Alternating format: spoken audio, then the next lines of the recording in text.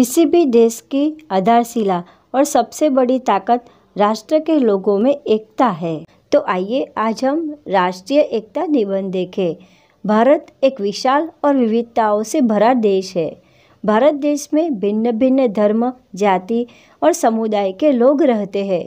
सभी लोगों के खान पान, रीति रिवाज, भाषा, बोली, पहनावा, त्योहार, उत्सव आदि में बहुत भिन्नता है। हमारी संस्कृति में इतनी सारी विविधता होने पर भी हम सब एक है। यही तो है राष्ट्रीय एकता। राष्ट्रीय एकता का अर्थ है राष्ट्रों के लोगों के प्रति एकता की भावना। राष्ट्रीय एकता एक मनोवैज्ञानिक प्रक्रिया है जो देश के लोगों को जोड़कर रखने का काम करती है। यह वो धागा है जो भिन्न भिन्न लोगों को एक सूत्र में बांधे रखती है। हम सब विभिन्न समुदाय से है पर हम सब भारतीय है। यही तो है राष्ट्रीय एकता।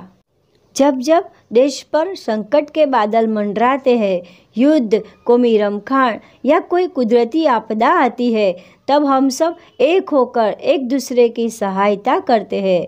बाढ़, धरतीकंप जैसी कुदरती आपदा के समय देशवासियों ने एक होकर एक दूसरे को संभाला है।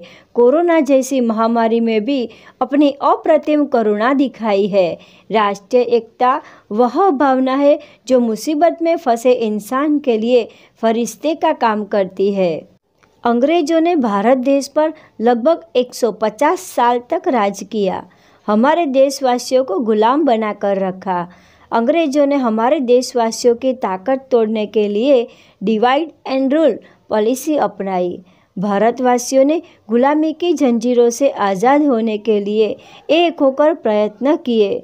उस समय किसी ने यह नहीं सोचा कि वह किस धर्म से है। सबके दिल में एक ही भाव था कि मैं भारतीय हूँ। भारत माता की आज़ादी ही मेरा लक्ष्य है।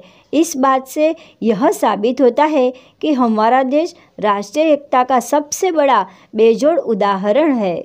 आपने कहावत तो सुनी होगी, जहाँ चाह वहाँ राह और जहाँ एकता वहाँ विकास।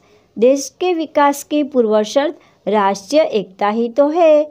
जिस देश के लोगों में राष्ट्रीय एकता है, उस देश के लोगों की प्रगति की कोई सीमा नहीं होती।